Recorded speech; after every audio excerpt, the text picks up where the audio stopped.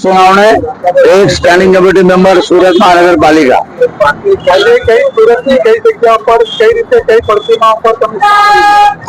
आज सूरत खाते ring road पर आवेल विश्व रत्न परम पूज्य बोधिसत्व डॉक्टर आंबेडकर ની પ્રતિમા આવેલી છે।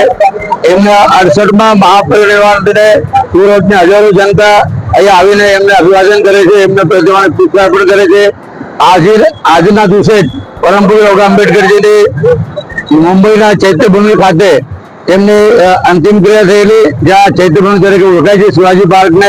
અને આજે લાખોની સંખ્યામાં અમારા બાબા આંબેડકર અને બાબા સાહેબના માનનાર અનુયાયીઓ એસસી એસટી સમાજના લોકો લાખોની સંખ્યામાં દાદર ચૈત્યભૂમિ ખાતે એમને શ્રદ્ધાંજલિ આપવા ત્યાં એકઠા થયા છે।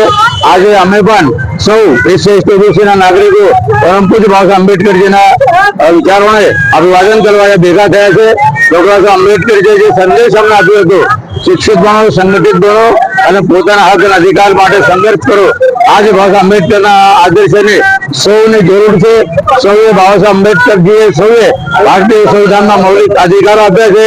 આજે આ મૌલિક અધિકારોનો કશે ને કશે અનંત થઈ રહ્યો છે। આજે બાબા સાહેબે કીધું શિક્ષિત બનો, કશે ને કશે એસસી ઓબીસી માઇનોરિટી સમાજને શિક્ષાથી વંચિત રાખવાનું કામ સત્તામાં બેસેલા કેટલાક મનુવાદો પરિબળો કરી રહ્યા છે। અમારા આર્થિક સમસ્યાઓ એમ ઊભી છે, અમારા નોકરીના પ્રશ્ન છે, બાબા આંબેડકરે જે તમામ વાતો કરી હતી એ તમામ વાતોને આજે કશે ના કશે સત્તામાં બેસેલા લોકો હાનિ પહોંચાડી રહ્યા છે। ત્યારે અમારી સૌની ફરજ છે બાબા આંબેડકર બતાવે લીલા ઝંડા નીચે એક થઈને પોતાના હક અધિકાર માટે અમે સંઘર્ષ કરવાનો સમય બાકી રહ્યો છે।